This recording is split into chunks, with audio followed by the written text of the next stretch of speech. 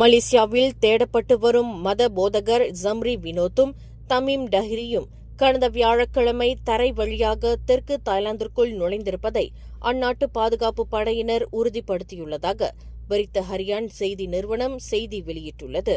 இனங்களுக்கு இடையே பகைமையை உருவாக்கியது, இந்துக்களின் புனித சின்னமான சூலத்தை சேதப்படுத்தியது போன்ற பல்வேறு குற்றச்சாட்டுகளின் கீழ் இவர்கள் மீது வழக்கு தொடர சட்டத்துறை தலைவர் அலுவலகம் உத்தரவிட்டுள்ளது. இவர்கள் இருவரும் முறையான பயண ஆவணங்களை பயன்படுத்தி சுங்கைகோலோ எல்லை வழியாக தாய்லாந்திற்கு தப்பிச் சென்றுள்ளதை மலேசிய காவற்படை தலைவர் டத்தோஸ்ரீ முகமது காலித் இஸ்மாயிலும் உறுதிப்படுத்தியுள்ளார். தற்போது தாய்லாந்து அதிகாரிகளின் உதவியுடன் அவர்களை கண்டறியும் பணிகள் தீவிரப்படுத்தப்பட்டுள்ள நிலையில் அவர்கள் இன்னும் தாய்லாந்தின் தெற்கு பகுதியிலேயே இருப்பதாக கருதப்படுகிறது.